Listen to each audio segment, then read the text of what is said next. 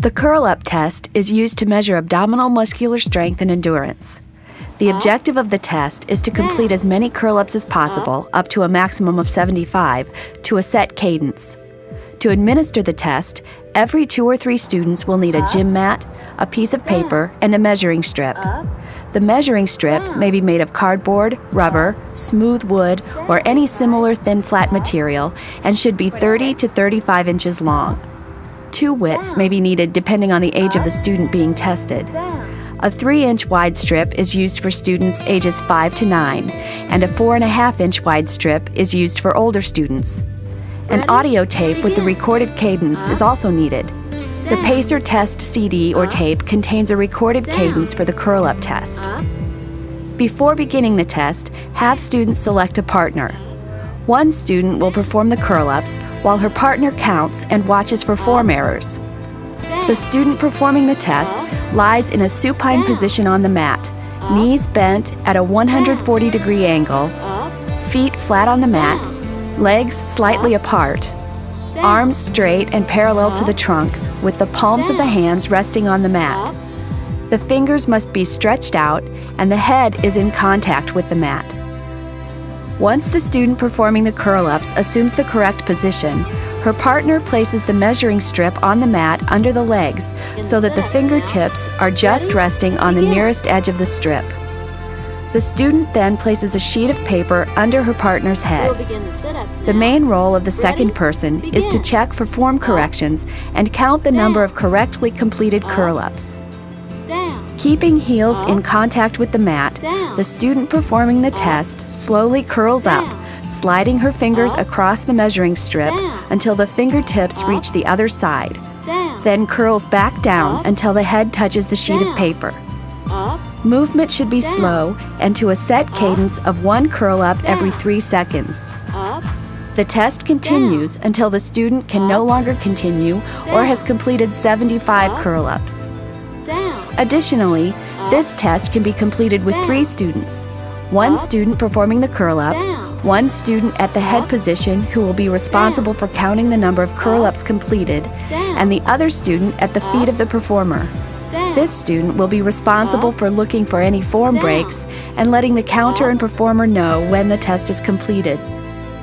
The student is stopped when the second form correction is made or 75 curl-ups have been completed. Here are a few suggestions for test administration. The student being tested should reposition if the body moves so that the head does not contact the mat at the appropriate spot or the measuring strip is out of position. Movement should start with a flattening of the lower back, followed by a slow curling of the upper spine. The hands should slide across the measuring strip until the fingertips reach the opposite side, and then return to the supine position. The movement is completed when the back of the head touches the sheet of paper. The cadence will encourage a steady, continuous movement done in the correct form. Students should not reach with their arms and hands, but simply let the arms passively move along the floor in response to the action of the trunk and shoulders. Any jerking or reaching motion will cause the students to constantly move out of position. This curl-up protocol is quite different from the 1-minute sit-up.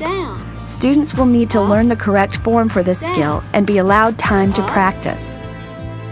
Watch for the following form corrections. Heels must remain in contact with the mat. Head must return to the mat on each repetition.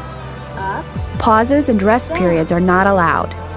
The movement should be continuous and with the cadence. Fingertips should touch the far side of the measuring strip.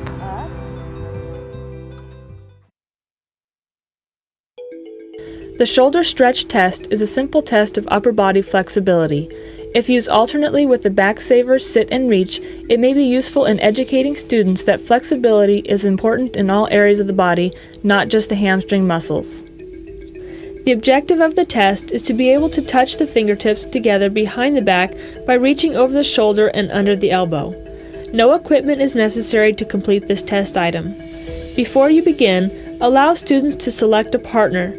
The partner judges the ability to complete the stretch. We suggest beginning the test with the left shoulder. This will be of assistance when you begin entering the data.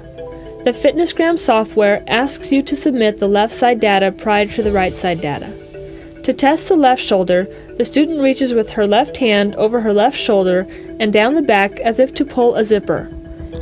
At the same time, she places her right hand behind her back, palm facing out, and reaches up, trying to touch the fingers of the left hand. Her partner notes whether her fingers touch. To test the right shoulder, students will follow the same procedure. The student reaches with her right hand over her right shoulder and down the back as if to pull up a zipper. At the same time, she places her left hand behind her back, palm facing out, and reaches up, trying to touch the fingers of the right hand. Her partner observes whether the fingers touch. If the student is able to touch her fingers with her right hand over her shoulder, a Y is recorded for the right side. If not, an N is recorded. If the student is able to touch her fingers with her left hand over the shoulder, a Y is recorded for the left side, otherwise an N is recorded. The trunk lift test is used to measure trunk extensor strength and flexibility. The objective is to lift the upper body off the floor using the muscles of the back and hold the position to allow for the measurement. It is important that attention be given to performance techniques during this test. While some flexibility is important, it is not advisable to encourage hyperextension. Therefore, the maximum score on this test is 12 inches. Gym mats and a yardstick or 15-inch ruler are required to administer the test. It is helpful to mark the 6, 9, and 12-inch marks with colored tape. The student being tested lies on the mat in a prone position with toes pointed and hands under the thighs. Place a coin or other marker on the floor in line with the student's eyes. Maintaining focus on the spot on the floor should assist in maintaining the head in a neutral position. During the movement, the student's focus should not move from the coin or marker. The student lifts the upper body off the floor in a very slow and controlled manner to a maximum height of 12 inches. The position is held long enough to allow the tester to place the ruler on the floor in front of the student and determine the distance from the floor to the student's chin. The ruler should be placed at least 1 inch in front of the student's chin and not directly under the chin. Once the measurement is taken, the student returns to the starting position in a controlled manner. 2 trials are allowed, with the highest score being recorded. Here are a few suggestions for test administration. Do not allow students to do ballistic bouncing movements. Do not allow students' eyes to look up on the lift. Do not allow students' feet to come off the ground. Do not encourage students to go above 12 inches. The healthy fitness zone ends at 12 inches, and the computer will not accept scores beyond 12 inches. Excessive arching of the back may cause compression of the discs. The back saver sit and reach test measures predominantly the flexibility of the hamstring muscles. Normal hamstring flexibility allows rotation of the pelvis in forward bending movements and posterior tilting of the pelvis for proper sitting. This test is very similar to the traditional sit and reach, with the exception that the measurement is performed on one side at a time. This is so students are not encouraged to hyperextend. The objective of the test is to be able to reach the specified distance on the left and right sides of the body. This assessment requires a sturdy box approximately 12 inches high. A measuring scale is placed on top of the box with the 9-inch mark parallel to the face of the box against which the student's foot will rest. The 0 end of the scale is nearest the student. The student should remove his or her shoes before sitting down at the test apparatus. It is important for the student to square his hips to the box for proper body alignment. To do this, the student should extend both legs forward and place both feet flat against the face of the box. After this, the student fully extends one leg with the foot flat against the face of the box. The other knee is bent with the sole of the foot flat on the floor and 2 to 3 inches to the side of the straight knee. The tester may use a fist distance to provide proper distance. The arms are extended forward over the measuring scale with the hands placed one on top of the other. With palms down, the student reaches directly forward with both hands along the scale 4 times and holds the position of the 4th reach for at least 1 second. It is important to emphasize a slow, forward reach with the hands remaining even during the reach. After measuring one side, the student again squares his hips to the box, checking for proper body alignment before switching the position of the legs and reaching again. The student may allow the bent knee to move to the side as the body moves by it if necessary. The knee of the extended leg should remain straight. The tester or another student may place one hand on the student's knees to remind and help him to keep the knees straight.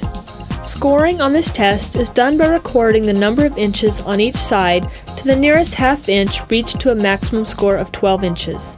Performance is limited to discourage hypermobility. We suggest testing the left side first, with the left leg straightened and right leg bent. This will be of assistance when you begin entering the data. The FitnessGram software asks you to submit the left side data prior to the right side data.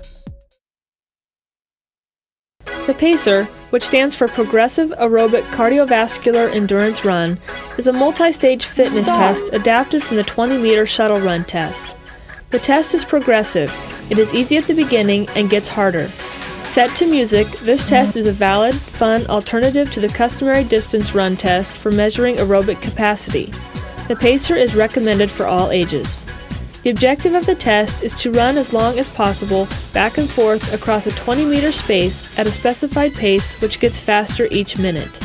Teachers of grades K through 3 are strongly encouraged to use the PACER. When administering the test to these younger children, the emphasis should be to allow the children to have a good time while learning how to take the test and how to pace. Allow children to continue to run as long as they wish and as long as they are still enjoying the activity. Typically, the test in grades K through 3 will only last a few minutes. It is not desirable or necessary to make them run to exhaustion. In preparation for the test, you will need a flat, non-slippery surface at least 20 meters long, a CD or cassette player with adequate volume, CD or audio cassette, measuring tape, marker cones, pencil, and copies of the score sheet which can be found in the FitnessGram manual. The first step will be in marking the 20-meter course with marker cones to divide lanes and a tape or chalk line at the end. Each runner should be allowed a pathway 40 to 60 inches wide. It may be beneficial to mark the lane lines with chalk or cones. Before test day, allow students to listen to several minutes of the tape so that they know what to expect. Students should then be allowed at least 2 practice sessions. Prior to the beginning of the tests, allow the students to select a partner. Have the students line up at the start line. The students that are recording the score should be behind the start line or on the sideline with a copy of the score sheet. The recorder will count the number of laps the participant completes. In the PACER test, a lap is one 20-meter distance from one end to the other. The recorded score is the total number of laps completed by the participant. For ease in administration, count the first lap that the student does not reach the line by the beep. It is important to be consistent with all the students and classes. The PACER CD has a music version and one with only beeps. Each version of the test will give a 5-second countdown and tell the students when to start. Students will then begin running across the 20-meter distance and touch the line with their foot by the time the beep sounds. Walking is allowed so long as the desired pace is maintained. If some students get to the line before the beep, they must wait for the next beep before running the opposite direction. Students are allowed to stand at the end line. At the sound of the beep, they turn around and run back to the other end. A single beep will sound at the end of the time for each lap. A triple beep sounds at the end of each minute. Remind students that the triple beep serves the same function as a single beep and also alerts the runners that the pace will get faster. A student who cannot reach the line when the beep sounds should immediately turn around and run in the opposite direction. The student should be given one more attempt to regain the pace by reaching the end line before the next beep. The second time a student cannot reach the line by the beep, his test is completed. Before test day, allow students to listen to several minutes of the tape so that they know what to expect. Students should then be allowed at least 2 practice sessions. When practicing, we recommend having the students jog in place at the end line while waiting for the next beep. This will assist students in preparing for the actual test. Students aged 5 to 9 in grades K through 3 should not receive a score. They simply participate in the activity. 9-year-olds in grade 4 may receive a score. All 10-year-old students should receive a score regardless of grade level.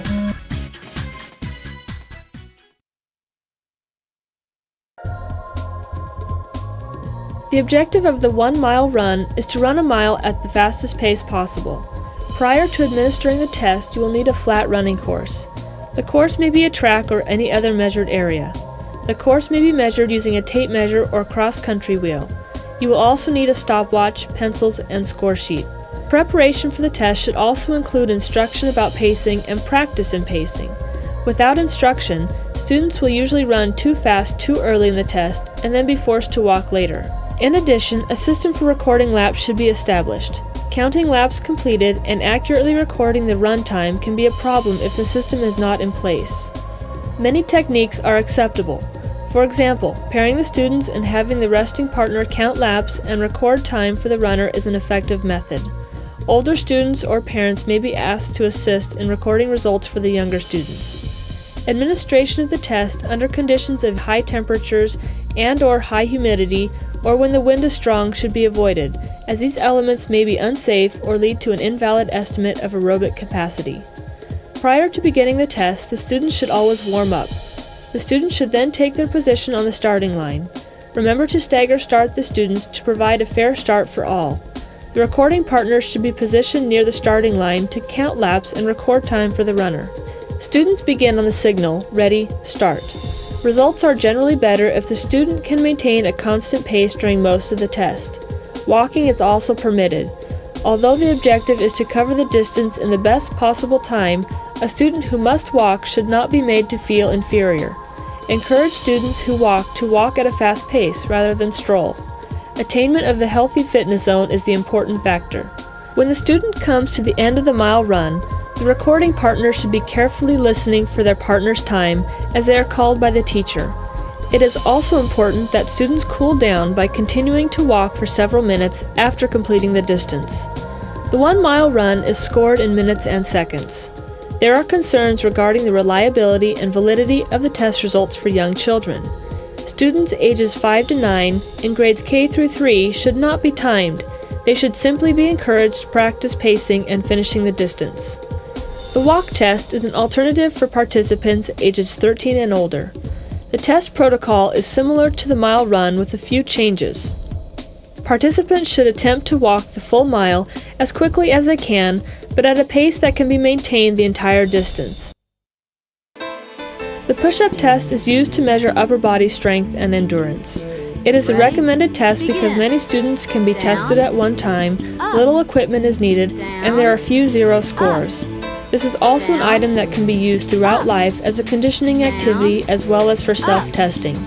The objective of the test is to complete as many push-ups as possible at a rhythmic pace. The only equipment needed is an audio tape with a recorded cadence. The Pacer Test CD or tape contains a recorded push-up cadence. The correct cadence is 1 push-up every 3 seconds. Before you begin, students should be placed in pairs. One student will perform the test while the other counts push-ups and watches for form breaks. The student being tested assumes a prone position on the mat with hands under the shoulders, fingers stretched out, legs straight and slightly apart, and toes tucked under. The student then pushes off the mat until the arms, legs, and back are straight. The back should be kept in a straight line from head to toe throughout the test. The student then lowers the body using the arms until the elbows bend at a 90-degree angle and the upper arms are parallel to the floor. The student then pushes back up and assumes a straight arm position. The rhythm should be 20 push-ups per minute or 1 push-up every 3 seconds. The student is stopped when the second form correction is made. Examples of form corrections are stopping to rest or not maintaining a rhythmic pace, not achieving a 90-degree angle with the elbow on each repetition, not maintaining correct body position, and not extending arms fully. Here are a few suggestions for test administration. The test should be stopped if the student appears to be in extreme discomfort or pain. The cadence should be called or played on a pre-recorded tape. Males and females should follow the same protocol. The score given is the number of push-ups performed by the student. For ease of administration, it is permissible to count the first incorrect push-up. Modified pull-up test is used to measure upper body strength. For schools with access to equipment for the modified pull-up, it is a very good test item to use. The test objective is to successfully complete as many modified pull-ups as possible. A modified pull-up stand, an elastic band, pencil, and score sheet are necessary to administer this test. The student lies on her back with shoulders directly under the bar that has been set 1 to 2 inches above her reach. Place an elastic band 7 to 8 inches below and parallel to the bar. The student grasps the bar with an overhand grip, with palms facing away from the body. The pull-up begins in the down position with the arms and legs straight, buttocks off the floor, and only the heel touching the floor. The student then pulls up until her chin is above the elastic band. Here are a few suggestions for test administration. Modified pull-up movement should only use the arms. The body should be kept straight. Movements should be rhythmical and continuous. Students may not stop and rest. And the test is terminated if the student experiences extreme discomfort or pain. Students are stopped when the second form correction is made. The overall score is the number of modified pull-ups the student performed. For ease in administration, it is permissible to count the first incorrect modified pull-up. It is important to be consistent with all the students and classes. The flexed arm hang test is used to measure upper body strength. The objective of the flexed arm hang is to hang with the chin above the bar for as long as possible. To administer the test, a horizontal bar, a stopwatch, and a chair are required. To start, the student must grasp the bar with an overhand grip or palms facing away from the body. With the assistance of 1 or more spotters, the student raises her body off the floor to a position where her chin is above the bar, elbows are flexed, and chest is close to the bar. A stopwatch is started as soon as the student takes this position. The position is held for as long as possible. The watch is stopped when one of the following occurs. The student's chin touches the bar, her head tilts backward to keep her chin above the bar, or her chin falls below the level of the bar. Here are a few suggestions for test administration. The body must not swing during the test. If the student starts to swing, the teacher or assistant should hold an extended arm in front of the thighs to prevent the swinging motion. Only one trial is permitted unless the teacher believes that the pupil has not had a fair opportunity to perform. The test is terminated if the student experiences extreme discomfort or pain. The test will be stopped when the chin drops below the bar or when the second form correction is made. The score recorded for this test is the number of seconds the student is able to maintain the correct hanging position. The pull-up test is used to measure upper body strength. The objective of the test is to correctly complete as many pull-ups as possible. It is not the recommended test item for the vast majority of students because many students are unable to perform even 1 pull-up.